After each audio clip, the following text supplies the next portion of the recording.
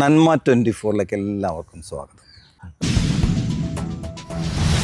ഒരു തോൽവി സംഭവിച്ചാൽ ഉടനെ അതിനെതിരെ വല്ലാത്ത രീതിയിൽ പ്രതികരിക്കുക എന്നുള്ളതല്ല, അതിനെ ഉൾക്കൊള്ളാനുള്ള നമ്മുടെ മനസ്സും, അത് കഴിഞ്ഞാൽ അതിനെ ഉൾക്കൊള്ളാനുള്ള ഒരു സ്പോർട്സ്മാൻ സ്പിരിറ്റ് നമുക്ക് വേണം. തീർച്ചയായിട്ടും അത് ഉണ്ടെങ്കിൽ ഏത് തോൽവിയും നമുക്ക് ചിരിച്ചുകൊണ്ട് തന്നെ തള്ളിക്കളയാൻ പറ്റുന്നൊരു കാര്യമാണ്. തോൽവികളെ വിജയങ്ങളാക്കി മാറ്റും. സന്തോഷവും സമാധാനവും എന്നൊക്കെ പറയുന്നത് നമ്മൾ ക്രിയേറ്റ് ചെയ്യുന്നേ അല്ലേ?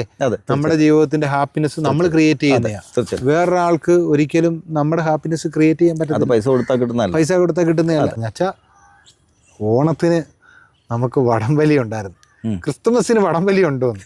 അപ്പൊ എന്താണ് ക്രിസ്തുമസ്? അപ്പോൾ ക്രിസ്തുമസിന് പലപ്പോഴും ക്രിസ്തു മിസ്സാവുകയാണ്. ക്രിസ്തുമസ് ആഘോഷിക്കുമ്പോൾ പലപ്പോഴും ക്രിസ്തുവിൻ്റെ കുറിച്ചൊന്നും പറയാതെ വേറെ ഏതോ കാര്യങ്ങളൊക്കെ പ്രൊജക്റ്റ് ചെയ്ത് കാണിക്കുന്നത്. അപ്പം അപ്രധാനമായ കാര്യങ്ങൾക്ക് പ്രൊജക്ഷൻ കൊടുത്തുകൊണ്ട് പ്രധാനപ്പെട്ട കാര്യങ്ങൾ നമ്മൾ വിസ്മരിച്ചു പോകുന്നുണ്ട്. ക്രിസ്മസിൻ്റെ ഭാഗമായിട്ട് വലിയ വലിയ പരിപാടികളൊക്കെ അറേഞ്ച് ചെയ്യുന്നുണ്ട്, വലിയ ആഘോഷങ്ങൾ നടക്കുന്നുണ്ട്. അപ്പം അത് എന്താണ് ക്രിസ്തുമസ് എന്ന് ആളുകൾക്ക് അറിഞ്ഞുകൂടാ. എനിക്ക് ഹൃദയത്തിൽ സ്നേഹം ഉണ്ടെങ്കിൽ എനിക്ക് പുഞ്ചിരിക്കാൻ പറ്റും, അല്ലാന്നുണ്ടെങ്കിൽ എനിക്ക് ഈ പറഞ്ഞ പോലെ ഒരു പുഞ്ചിരിയൊന്നും ഇല്ലെന്ന് നമ്മളെപ്പോഴും വിഷമിച്ച് നടക്കും. അപ്പം അതുകൊണ്ട് കർത്താവ് പഠിപ്പിച്ച സ്നേഹമാണ് അല്ലേ? ഞാൻ നിങ്ങളെ സ്നേഹിച്ചതുപോലെ നിങ്ങൾ പരസ്പരം സ്നേഹിക്കുവിൻ, അങ്ങനെ നിങ്ങൾ എൻ്റെ ശിഷ്യന്മാരാണെന്ന് ലോകം അറിയണം. അപ്പം ക്രിസ്തു ഈ ലോകത്തിൽ അവതരിച്ചു, അത് നമുക്കറിയാം.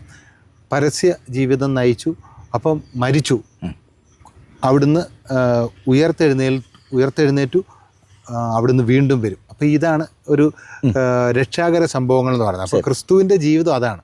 അപ്പോൾ ക്രിസ്തു എന്തിനു വേണ്ടി മരിച്ചു? പാപികൾക്ക് വേണ്ടി മരിച്ചു. അപ്പം നമ്മുടെ പാപികളായ നമ്മുടെ രക്ഷയ്ക്ക് വേണ്ടിയാണ് കർത്താവ് മരിച്ചത്.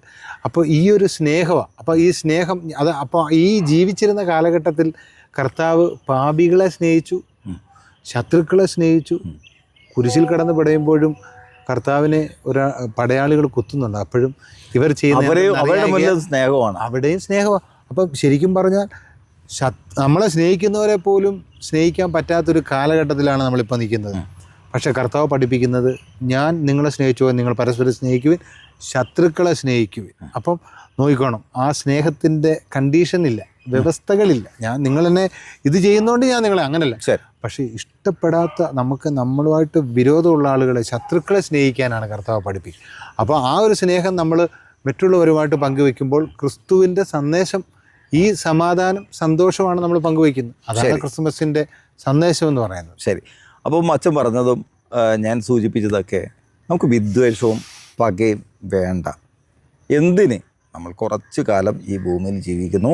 അപ്പോൾ നമ്മുടെ സഹജീവികളെ എല്ലാവരെയും ചേർത്ത് നടത്തി അവരുടെ സന്തോഷത്തിലും ദുഃഖത്തിലും അവരെ സമാധാനിപ്പിക്കാനൊക്കെ നമുക്ക് കഴിയും.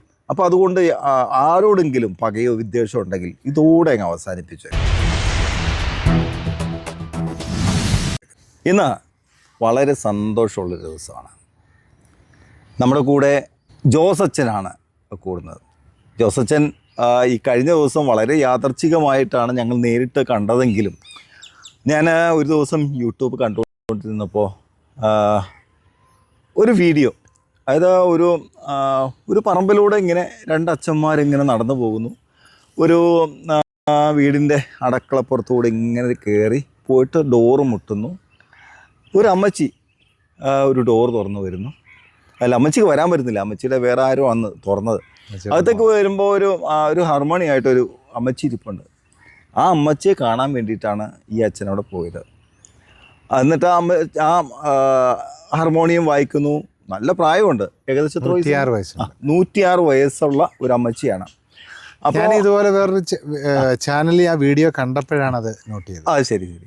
അപ്പോൾ അങ്ങനെ അന്ന് ഞാൻ അച്ഛനെ ജോസച്ചനായിട്ട് കണ്ടുവെങ്കിലും ഈ കഴിഞ്ഞ ദിവസം കാക്കനാട് കളക്ടറേറ്റിന് തൊട്ടടുത്തുള്ള ചർച്ചുണ്ട്, അവിടെയാണ് ഞാൻ ബാഡ്മിൻ്റൺ കളിക്കുന്നത്. അപ്പോൾ അവിടുത്തെ അച്ഛനുമായിട്ട് അച്ഛനവിടെ വരുന്നു. ഞാൻ അന്നാണ് അച്ഛനെ ആദ്യമായിട്ട് അങ്ങനെ വളരെ യാദർച്ഛികമായിട്ടാണ് നേരിട്ട് കാണുന്നത്. പക്ഷെ വീഡിയോയിൽ കണ്ടു, അത് നല്ല വൈറലായിരുന്നു. ആ ഒരു വീഡിയോ 14 ലക്ഷം പേര് കണ്ടു. അതെ. അപ്പോൾ അങ്ങനെ കണ്ടപ്പോൾ അന്ന് പരിചയപ്പെടുകയും ഇതിൽ അച്ഛൻ്റെ കുറേ കാര്യങ്ങൾ എനിക്ക് അടുത്തറിയാനായിട്ടുള്ള ഒരു അവസരം കിട്ടി. അപ്പോൾ അതിനുശേഷം എനിക്ക് തോന്നി, നമ്മുടെ പ്രേക്ഷകർക്ക് നമ്മൾ ക്രിസ്മസ് വരുന്നു, അതുപോലെ തന്നെ ന്യൂ ഇയർ വരുന്നു, ഈ ഒരു സമയത്ത് നല്ലൊരു സന്ദേശം കൊടുക്കാൻ പറ്റുന്ന ഒരാളാണ് അച്ഛൻ തോന്നി. അതുപോലെ നല്ലൊരു പാട്ടുകാരനാണ്. തൃപ്പൂണിത്തുറ RLVയിലാണ് ഇപ്പോൾ വന്ന് മ്യൂസിക് പഠിക്കുന്നത്. അതുമായി ബന്ധപ്പെട്ടാണ് ഇദ്ദേഹം ഇപ്പോൾ കാക്കനാട് എത്തിയത് തന്നെ. അങ്ങനെയാണ് ഞങ്ങൾ യാദർച്ഛികമായിട്ട് കണ്ടത്, നേരിട്ട് കാണാൻ പറ്റിയത്, ചാനലിലൂടെ കണ്ടിട്ടുണ്ടെങ്കിലും. അപ്പോൾ നമുക്ക് അച്ഛൻ്റെ അടുത്ത് തന്നെ ചോദിക്കാം, ഈ പ്രാവശ്യത്തെ ക്രിസ്മസ് ഏതായാലും അച്ഛൻ്റെ കൂടെ ആയിക്കോട്ടെ. നല്ലൊരു ഇപ്പോൾ 2024 കഴിയുന്നു, 2025 നമ്മൾ കടക്കാൻ പോകുന്നു. അച്ഛോ തീർച്ചയായും നമസ്കാരം. നന്മ 24 സ്വാഗതം. ഏതായാലും അച്ഛനെ നേരിട്ട് കാണാൻ സാധിക്കുമെന്ന് വിചാരിച്ചില്ല. വളരെ യാദൃച്ഛികമായിട്ടാണ് അത് നേരിട്ട് കാണാൻ ദൈവ നിയോഗമാണെന്ന് നമ്മൾ അത്രയും 106 വയസ്സുള്ള അമ്മച്ചിയുടെ അടുത്തും, അതുപോലെ തന്നെ അച്ഛൻ്റെ അത് കഴിഞ്ഞ് എനിക്ക് കുറച്ച് ഇങ്ങനെ ചാനലും കയറി നോക്കും, കൊച്ചു കുട്ടികൾ പോലെ നല്ല പ്രായമായ ആൾക്കാർ എല്ലാവരുമായിട്ട് നല്ല രീതിയിൽ തോളത്ത് കൈയിട്ട് അവരെങ്ങനെ സമാധാനിപ്പിക്കുക, അവരെ വേദനകളൊക്കെ മനസ്സിലാക്കി അവരെ കൂടെ ഇങ്ങനെ ചേർത്ത് നിർത്തുന്നതാണ്. അപ്പോൾ എനിക്ക് തോന്നി ഈ അച്ഛനൊന്ന് കാണണമല്ലോ, ഒന്ന് പരിചയപ്പെടണമല്ലോ. അങ്ങനെയാണ് എൻ്റെ മുന്നിൽ വന്ന് ഏതായാലും വളരെ സന്തോഷമുണ്ട് അച്ഛനെ നേരിട്ട് കാണാൻ സാധിച്ചാലും നമ്മുടെ പ്രേക്ഷകർക്കൊന്ന് പരിചയപ്പെടുത്താൻ സാധിച്ചാലും. തീർച്ചയായിട്ടും. അപ്പോൾ അച്ഛൻ്റെ കാര്യങ്ങളൊന്നും നമുക്ക് ഏതായാലും നമ്മുടെ ക്രിസ്മസ്, ന്യൂ ഇയർ ഇതെല്ലാമാണ്.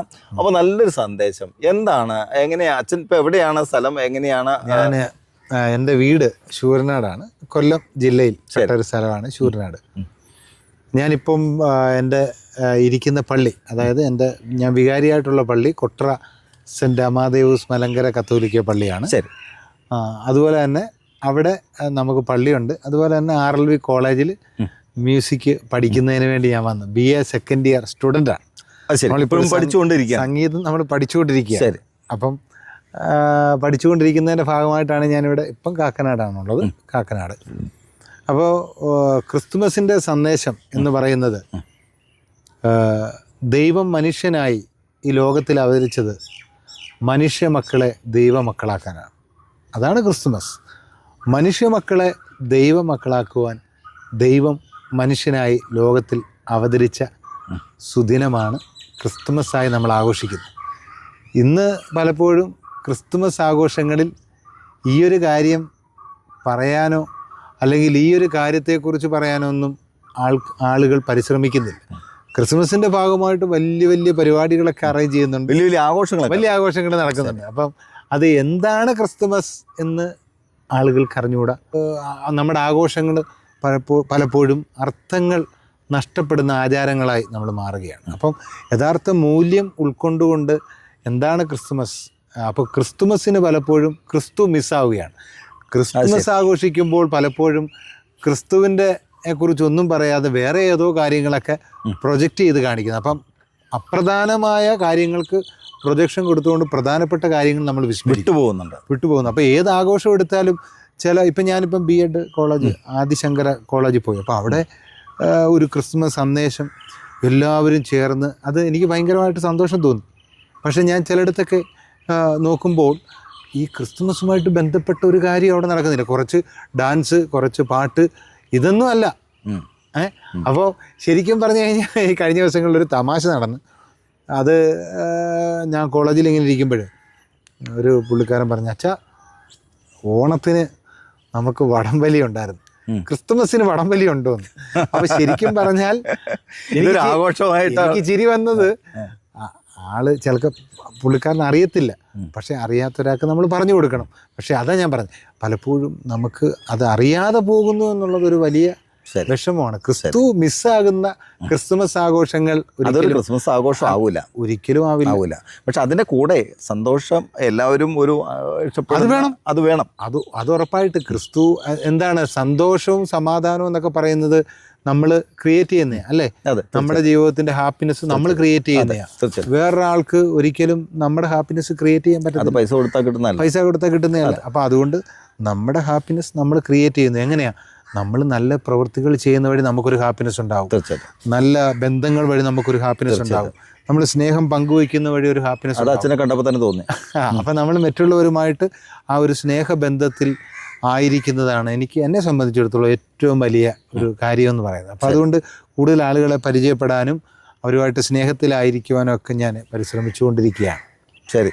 ഏതായാലും നമ്മൾ വളരെ യാദർച്ഛികമായിട്ടാണ് ഒരു ഷട്ടിൽ കോർട്ട് ഉണ്ട് കേട്ടോ കാക്കനാട് പള്ളിയുടെ അവിടെ വെച്ചാണ്. അപ്പോൾ ഞങ്ങൾ കഴിഞ്ഞ ദിവസം ഒന്ന് ഷട്ടിൽ കളിക്കാൻ ചെയ്തു. എനിക്ക് തോന്നുന്നു 1.5 വർഷത്തിന് ശേഷം ഇന്നലെയാണ് ഷട്ടിൽ ഒന്നിച്ച് കളിച്ചു കേട്ടോ കഴിഞ്ഞ ദിവസം. ആ കളിച്ചപ്പോൾ തന്നെ നല്ല എൻജോയ് ചെയ്തത് ഞങ്ങളൊക്കെ ആയിട്ട് ഒരു അച്ഛനാണ്. പക്ഷെ ഞങ്ങൾ എല്ലാവരും അവിടെ വിവിധ മതസ്ഥരായിട്ടുള്ള ആളുകൾ എല്ലാവരെയും കൂട്ടി അടക്കി നല്ലൊരു ഇതാണ് കേട്ടോ. ഒരു പള്ളി എന്ന് പറഞ്ഞാൽ ഇങ്ങനെയൊക്കെ വേണം. വിവിധ മതസ്ഥരായിട്ടുള്ള ആളുകൾ ഇപ്പോൾ നമുക്കറിയാം ചെറുപ്പക്കാരൊക്കെ മിക്കവാറും ഈ മയക്കുമരുന്നു അങ്ങനെയുള്ള ലെവലിലേക്കൊക്കെ പോകുമ്പോൾ അതിൽ നിന്നൊക്കെ പിന്തിരിക്കാൻ ഇതുപോലെയുള്ള ആരോഗ്യത്തോടെ വളരാനുള്ള ഒരു സൗകര്യമാണ് പള്ളി കാക്കനാട്. നമ്മുടെ ആന്റണി അച്ഛനാണ് എന്നെ അവിടേക്ക് ആദ്യം ക്ഷണിക്കുന്നത്. അവിടെയുള്ള അച്ഛന്മാരെല്ലാവരും എനിക്ക് വലിയ കാര്യമാണ്. ഇങ്ങനെ വേണം, ഇങ്ങനെയാണ് നമ്മുടെ സമൂഹത്തിൽ മതം എന്ന് പറഞ്ഞാൽ ഇങ്ങനെയുള്ള കാര്യങ്ങളിലൊക്കെ ജനങ്ങളൊക്കെ കൂട്ടി നിർത്തി കൈകോർത്ത് അവരുടെ പ്രശ്നങ്ങളിലൊക്കെ ഇടപെട്ട് അവരുടെ പ്രശ്നങ്ങൾ മനസ്സിലാക്കി സമാധാനിപ്പിക്കാനും നേർവഴിക്ക് നയിക്കാനൊക്കെയാണ് തീർച്ചയായിട്ടും ഇങ്ങനെയുള്ള ആളുകൾ ശ്രമിക്കുക. അപ്പോൾ അതിൻ്റെ ഭാഗമായിട്ടുള്ളൊരു സ്ഥലത്ത് വെച്ചാണ് അച്ഛനായിട്ട് ആദ്യമായിട്ട് കണ്ടുമുട്ടിയതെന്നുള്ളതാണ്. അത് കളിയുടെ പ്രത്യേകത കണ്ടത് വിജയം മാത്രമല്ല, വിജയിക്കുന്നതിനൊപ്പം ഇപ്പോൾ ഓപ്പോസിറ്റുള്ള ആള് അവരും വിജയിക്കട്ടെ. എല്ലാവർക്കും വിജയിക്കാൻ പറ്റില്ലല്ലോ, ഒരാൾക്ക് വിജയിക്കാൻ പറ്റുള്ളൂ. അപ്പോൾ ആ ഒരു സന്തോഷത്തിൽ അതൊക്കെ വളരെ നല്ലൊരു പോസിറ്റീവായിട്ട് ഞാനതുകൊണ്ട് തോൽവികളെ അങ്ങനെ വലിയൊരു ഇതായിട്ട് ഞാൻ എടുക്കാറില്ല. തോൽക്കും, അതുപോലെ പിന്നൊരു ജയം ഉണ്ടാകും. നമ്മൾ പരിശ്രമിച്ചു കഴിഞ്ഞാൽ ജയം കിട്ടും. അപ്പം നമ്മൾ ഇപ്പോൾ ആയിരിക്കുന്ന അവസ്ഥയിൽ തോൽവികളിൽ നിന്നാണ് വന്നിട്ടുള്ളത്. അതെ. അപ്പോൾ അതുകൊണ്ട് നമ്മൾ കളിയിലും ഒരു തോൽവി സംഭവിച്ചാൽ ഉടനെ അതിനെതിരെ വല്ലാത്ത രീതിയിൽ പ്രതികരിക്കുക എന്നുള്ളതല്ല, അതിനെ ഉൾക്കൊള്ളാനുള്ള നമ്മുടെ മനസ്സും അത് കഴിഞ്ഞാൽ അതിനെ ഉൾക്കൊള്ളാനുള്ള ഒരു സ്പോർട്സ്മാൻ സ്പിരിറ്റ് നമുക്ക് വേണം. തീർച്ചയായിട്ടും അത് ഉണ്ടെങ്കിൽ ഏത് തോൽവിയും നമുക്ക് ചിരിച്ചുകൊണ്ട് തന്നെ തള്ളിക്കളയാൻ പറ്റുന്നൊരു കാര്യമാണ്. തോൽവികളെ വിജയങ്ങളാക്കി മാറ്റും. പിന്നെ അച്ഛൻ നേരത്തെ പറഞ്ഞു ഈ ക്രിസ്മസ് ആഘോഷത്തെക്കുറിച്ച് പറഞ്ഞു. ഈ കഴിഞ്ഞ ദിവസം കാക്കനാട് കരുണാലയം അന്തേവാസികൾ, ആരോഗ്യമില്ലാത്ത ആളുകൾ, വയ്യാത്ത ആളുകൾ, കിടപ്പ് രോഗികൾ അങ്ങനെയുള്ളതൊക്കെ പരിപാലിക്കുന്ന കുറേ സിസ്റ്റർമാരുണ്ട് കേട്ടോ. അവിടെ ഞാൻ മിക്കവാറും പോകാറുണ്ട്. അവിടുത്തെ എന്ത് പരിപാടിയിലും ഞാൻ പങ്കെടുക്കാറുണ്ട്. അവിടെ ഈ കഴിഞ്ഞ ദിവസം ക്രിസ്മസ് ആഘോഷം നടന്നു. അപ്പോൾ അവിടെ നടന്നപ്പോൾ അവിടെ ഒരുപാട് ആളുകൾ, ഇപ്പോൾ ഭാരതമാതാ കോളേജിലെ കുട്ടികളുണ്ടായിരുന്നു. അവരുടെ മുന്നിൽ വന്ന് കളിക്കാനും അവരെ ആശ്വസിപ്പിക്കാനും അവരെ സന്തോഷത്തിൽ പങ്കുചേരാനൊക്കെ ശ്രമിക്കുന്നുണ്ടായിരുന്നു കുറേ പേര്. അതിനിടയ്ക്ക് ഒരു സിസ്റ്റർ സംസാരിക്കുന്നുണ്ടായിരുന്നു, നമുക്കിപ്പം അന്യമായിട്ട് പോകുന്നത് ഇപ്പം എല്ലാവരും തിരക്കാണ്, എല്ലാവരും ഓടിക്കൊണ്ടിരിക്കുകയാണ്, പൈസ അതിൻ്റെ പുറകെ ഇങ്ങനെ പല കാര്യങ്ങളായിട്ട് ഓടിക്കൊണ്ടിരിക്കുന്നു. അപ്പോൾ നമ്മൾ അങ്ങോട്ട് അടുത്തിരിക്കുന്ന ആളെ മനസ്സിലാക്കാൻ, അല്ലെങ്കിൽ തൊട്ടടുത്തുള്ള വീട്ടുകാരെ അങ്ങോട്ട് മനസ്സിലാക്കാൻ, അവരായിട്ട് ഇടപഴകാൻ, സംസാരിക്കാൻ. പണ്ടൊക്കെ നമ്മുടെ നാട്ടിൻ പ്രദേശത്തൊക്കെ എല്ലാവരും തമ്മിൽ അങ്ങോട്ട് നല്ല സൗഹാർദ്ദപരമായിട്ട് ഒരു ക്രിസ്മസ് ആണെങ്കിൽ അപ്പോൾ അതിൻ്റെ ഉണ്ടാക്കുന്ന ഒരു വീതം ഓരോ തൊട്ടടുത്തുള്ള വീട്ടിൽ കൊടുക്കും. അതുപോലെ ഓണമാണെങ്കിൽ പായസം കൊടുക്കും. മുസ്ലിംസിൻ്റെ ഒരു ആഘോഷമാണെങ്കിൽ അപ്പവും പത്തിരിയൊക്കെ കൊണ്ടുവരും. അങ്ങനെ നല്ലൊരു സൗഹാർദ്ദപരമായിട്ട് കഴിയുന്നൊരു കാലഘട്ടം ഉണ്ടായിരുന്നു. അപ്പോൾ ഇപ്പോൾ അതൊക്കെ നഷ്ടപ്പെട്ടു. അപ്പം ആ സിസ്റ്റർ പറഞ്ഞതാണ്, നിങ്ങളെ തൊട്ടടുത്തിരിക്കുന്ന ആളൊന്ന് നോക്കൂ, ഒന്ന് ചിരിക്കൂ, ഒന്ന് മനസ്സ് തുറന്ന് ഒന്ന് എന്തെങ്കിലുമൊക്കെ തമാശ എന്തെങ്കിലുമൊക്കെ ഒന്ന് പറയൂ. ഒരു ആഘോഷമുള്ള നമുക്ക് ക്രിസ്മസ് ആഘോഷിക്കില്ല, അപ്പോൾ അതിൻ്റെ വകയായിട്ടൊക്കെ ചെയ്യാൻ പറഞ്ഞു. അപ്പോൾ ഞാൻ ആലോചിക്കുകയായിരുന്നു, ഇങ്ങനെയുള്ള സന്ദേശങ്ങളാണ് ശരിക്കും നമ്മളൊന്ന് ചിന്തിപ്പിച്ചോടെ വെച്ച്. അതെ, ഈ ആളുകളൊന്ന് ചിന്തിപ്പിക്കാൻ സാധിച്ചു. അപ്പോഴെങ്കിലും കുറേ ആളുകളെങ്കിലും മനസ്സ് തുറന്ന് ഒന്ന് കാണാനും സംസാരിക്കാനും ചിരിക്കാനൊക്കെ തയ്യാറായെന്നുള്ളത്. അപ്പോൾ നല്ല സന്ദേശമാണ് ക്രിസ്മസ് നൽകുന്നത്, അല്ലേ? ഉറപ്പായിട്ടും. നമ്മൾ ഒരു പുഞ്ചിരി ഒരു മനുഷ്യന് നമ്മളൊരു ചിരിക്കുമ്പോൾ, വേറൊരാളുടെ മുഖത്ത് നോക്കി നമ്മൾ ചിരിക്കുമ്പോൾ അവർക്ക് കിട്ടുന്ന ഒരു പോസിറ്റീവ് എനർജി ഉണ്ട്. ഇപ്പം ഞാൻ ആദിശങ്കര കോളേജ് ഞാൻ പോയെന്ന് പറഞ്ഞല്ലേ, അവിടുത്തെ ഒരു 200 പിള്ളേരോളം നമ്മൾ അവിടെ B.Ed പഠിക്കുക. അപ്പം നമ്മളവിടെ ചെല്ലുന്നു, അവിടെ ഒരു പാട്ട് പാടുന്നു, അവരോട് സംസാരിക്കുന്നു. അപ്പോൾ അവരുടെ മുഖത്തൊരു ഹാപ്പിനെസ് എനിക്ക് മനസ്സിലാക്കാൻ പറ്റി. അതുപോലെ തന്നെ അവരെൻ്റെ അടുത്തും പറഞ്ഞു, അച്ഛൻ വന്നപ്പോൾ ഞങ്ങൾക്കൊരു പോസിറ്റീവ് എനർജി കിട്ടി. അപ്പോൾ ഇങ്ങനെ പോസിറ്റീവായിട്ടുള്ള എനർജി നമുക്കുണ്ടെങ്കിൽ ആ എനർജി മറ്റുള്ളവരായിട്ട് കൊടുക്കാൻ പറ്റും. അല്ലെങ്കിൽ അതുകൊണ്ടാണ് നമ്മൾ ഒരു പുഞ്ചിരിക്കുമ്പോൾ മറ്റുള്ള ആളുകൾക്ക്, ഇപ്പോൾ നമ്മൾ ഒരു സ്ഥലത്ത് ചെല്ലുമ്പോൾ ഞാൻ ഷട്ടിൽ കോർട്ടിൽ വന്നു, ആ ഒറ്റ ദിവസം കൊണ്ട് തന്നെ നമ്മളെല്ലാവരെയും പരിചയപ്പെട്ടില്ലേ? തീർച്ചയായും എല്ലാവരുമായിട്ടൊരു ബന്ധം പുലർത്തിയില്ല. അപ്പം നമ്മളൊന്ന് പുഞ്ചിരിക്കുമ്പോൾ അവർക്ക് കിട്ടുന്ന ഒരു പോസിറ്റീവ് എനർജി, നമ്മളൊരു നല്ല വാക്ക് പറയുമ്പോൾ അവർക്ക് കിട്ടുന്ന ഒരു സന്തോഷം, അതുപോലെ തന്നെ നമ്മൾ ചെയ്യുന്ന ഒരു പുണ്യപ്രവൃത്തിയിലൂടെ അവർക്ക് കിട്ടുന്ന ഇതെല്ലാം യേശു പഠിപ്പിച്ച കാര്യങ്ങൾ തന്നെയാണ്. സമൂഹത്തിൽ എപ്പോഴും വാശി കാണിക്കുന്ന ആളുകൾക്ക് അധികം നിലനിൽക്കാനായിട്ട് പറ്റത്തില്ല. നമുക്കറിയാം, നമുക്കൊരു ശത്രു ഉണ്ടാകുമ്പോൾ നമ്മുടെ മനസ്സിൽ ആ ശത്രുവിനെക്കുറിച്ചാണ് ചിന്ത. ആ ശത്രു ഇനി അവനെന്തോ ചെയ്യും. പക്ഷേ ഈ ശത്രുക്കളെ മിത്രങ്ങളാക്കി മാറ്റാൻ നമുക്ക് സാധിച്ചാൽ വാശിയും വൈരാഗ്യവും ഒക്കെ വരുന്നത് ഈ ശത്രുതയുടെ ഭാഗമാണ്. അപ്പം നമ്മൾ വാശി കാണിക്കാൻ പോയി കഴിഞ്ഞാൽ അതുപോലെ തന്നെ തിരിച്ചും ഒരു വാശി വരും. അവിടെ ബന്ധം നഷ്ടപ്പെടും. മനുഷ്യത്വം നമുക്ക് നഷ്ടപ്പെടുമ്പോഴാണ് നമ്മൾ പലപ്പോഴും ഇങ്ങനെയുള്ള പ്രവൃത്തികളിലേക്ക് പോകുന്നത്. ഏത് കാര്യങ്ങളും പറഞ്ഞ് നമുക്ക് തീർക്കാവുന്ന കാര്യങ്ങളല്ലേ ഉള്ളൂ. ഇതൊരു പ്രവൃത്തിയിലോട്ട് വരുമ്പോഴാണ് അത് ഏറ്റവും വലിയ ഒരു ബുദ്ധിമുട്ട്. എനിക്ക് തോന്നുന്നു ക്രിസ്മസിൻ്റെ ഒരു സമയമാണ്. അപ്പോൾ ആ ഒരു നല്ലൊരു പാട്ട്, അച്ഛൻ ഏതായാലും നല്ലൊരു പാട്ടുകാരനാണ് തീർച്ചയായിട്ടും. അപ്പോൾ നമ്മൾ ഇതിനെക്കുറിച്ചൊക്കെ പറഞ്ഞു, ഈ തമ്മിലുള്ള വൈരാഗ്യം വാശിയും അങ്ങനെ ഒന്നും വേണ്ട നമുക്ക്. അപ്പോൾ അതെല്ലാം നമുക്ക് മാറ്റാം. ഏതായാലും 2024 അവസാനിക്കുന്നു, 2025 നമ്മൾ കടക്കാൻ പോവുകയാണ്. അപ്പോൾ ഏതായാലും ആ ഒരു സമയത്ത് അച്ഛൻ്റെ ഒരു നല്ലൊരു നമ്മുടെ പ്രേക്ഷകർക്ക് വേണ്ടി ഒരു നല്ലൊരു പാട്ട് ആലപിക്കും. ഉറപ്പായിട്ടും എന്നാ പിന്നെ അത് തന്നെ ആയിക്കോട്ടെ. അത് തന്നെ നമുക്ക് ശരി, തീർച്ചയായിട്ടും ഈ ഒരു അവസരത്തിൽ പാടാൻ പറ്റിയ തീർച്ചയായിട്ടും നമ്മുടെ പ്രേക്ഷകർക്ക് വേണ്ടി യഹൂദിയായിലെ ഒരു ഗ്രാമത്തിൽ. അച്ഛൻ മാത്രമേ പാടുന്നുള്ളൂ കേട്ടോ, ഞാൻ പാടുന്നില്ലേ. ഞാൻ പാടിക്കഴിഞ്ഞാൽ പിന്നെ കൊണ്ട് പാടുന്നില്ല. നമ്മൾ വലിയ പാടുന്നില്ല, എങ്കിലും പാടാം. യഹൂദിയായിലെ ഒരു ഗ്രാമത്തിൽ ഒരു ധനുമാസത്തിൻ കുളിരും രാവിൽ രാപ്പാർത്തിരുന്നു രജപാലകർ. ദേവനാദം കേട്ടു ആമോദരാ. വർണ്ണരാജികൾ വിടരും വാനിൽ, വെള്ളിമേഘങ്ങൾ ഒഴുകും രാവിൽ. താരക രാജകുമാരിയോട് തന്നു തിങ്കൾ കലപാടി ഗ്ലോറിയ. അന്നു തിങ്കൾ കലപാടി ഗ്ലോറിയ. ഏതായാലും വളരെ നന്നായി പാടി. ഇപ്പോഴാണ് മനസ്സിലായത് അച്ഛൻ ഇപ്പോഴും പഠിച്ചുകൊണ്ടിരിക്കുന്നതിൻ്റെ കാരണം എന്താണെന്ന്. ഇനിയും ഒരുപാട് പഠിക്കാനുണ്ടാവും. സംഗീതമാകുമ്പോൾ നമുക്ക് ഒരുപാട് പ്രമുഖര്, ഇപ്പം യേശുദാസും അവിടെ പഠിച്ചതെന്ന് എനിക്ക് തോന്നുന്നു. യേശുദാസ് നമ്മുടെ RLV കോളേജിൽ പഠിച്ചതാണ്. അതെ. അപ്പോൾ ഒരുപാട് പ്രമുഖരായിട്ടുള്ള നമ്മുടെ ഗായകനുൾപ്പെടെ എല്ലാവരും പഠിച്ച ഒരു സ്ഥലമാണ്. അതെ. അത് നമ്മുടെ ഒരു ഭാഗ്യം എന്ന് കരുതുന്നു, അവിടെ പഠിക്കാനുള്ള ഭാഗ്യം. അപ്പം പാട്ട് പാടാൻ വേണ്ടി നമ്മൾ ഈ സംഗീതം പഠിക്കണമെന്നില്ല. എത്രയോ ആളുകളുണ്ട് പാട്ട് പാടുന്നവർ സംഗീതം പഠിക്കാതെ. പിന്നെ സംഗീതത്തെക്കുറിച്ച് കുറച്ചുകൂടെ കാര്യങ്ങൾ മനസ്സിലാക്കാൻ വേണ്ടി ഞാൻ വന്നതേ ഉള്ളൂ. ഞാൻ ശരിക്കും പറഞ്ഞാൽ ഞാൻ പാട്ട് പഠിക്കുന്നതിന് മുമ്പും അന്നും ഇന്നും കുറച്ചുകൂടെ ഒരു വ്യത്യാസം എനിക്ക് പാട്ട് പാടുമ്പോൾ അത് കുറച്ചുകൂടെ കാര്യങ്ങൾ മനസ്സിലാക്കാൻ പറ്റുന്നു എന്നുള്ളതാണ് എൻ്റെ ഏറ്റവും വലിയ. ഒരുപാട് നല്ല സന്ദേശങ്ങൾ നമുക്ക് വാശിയും വരയും ഒക്കെ വിട്ട് നല്ലൊരു ക്രിസ്മസ് ആണ് നമ്മൾ ആഘോഷിക്കാൻ പോകുന്നത്. അപ്പോൾ 2024 നമ്മൾ വിട പറയാൻ പോകുന്നു. ഈ 2025 മുതൽ നമ്മുടെ സമൂഹത്തിൽ യുദ്ധമോ മറ്റൊന്നുമില്ലാത്ത സന്തോഷകരമായി ജനങ്ങൾക്ക് കഴിയാൻ അങ്ങോട്ടും ഇങ്ങോട്ടും ഇപ്പോൾ അച്ഛൻ പറഞ്ഞതുപോലെ ഒന്ന് ചിരിക്കുക, എല്ലാവരും കണ്ട് ഒരു നമ്മൾ കുറേ കാര്യങ്ങൾ പറഞ്ഞല്ലോ, അതെല്ലാം മനസ്സിലാക്കി നല്ലൊരു ജീവിതം നമുക്ക് എല്ലാവർക്കും, എല്ലാ സഹജീവികളെയും നമ്മൾ ചേർത്ത് നിർത്തിക്കൊണ്ട് നമുക്ക് 2025 നമുക്ക് വരവേൽക്കാം. അതെ, തീർച്ചയായിട്ടും. ഏതായാലും അച്ഛൻ നന്മ 24നോടൊപ്പം ചേർന്ന അതുപോലെ നല്ല നല്ല സന്ദേശങ്ങൾ നമ്മുടെ പ്രേക്ഷകർക്ക്, നമ്മുടെ സമൂഹത്തിന് നൽകിയതിൽ വളരെ നന്ദി.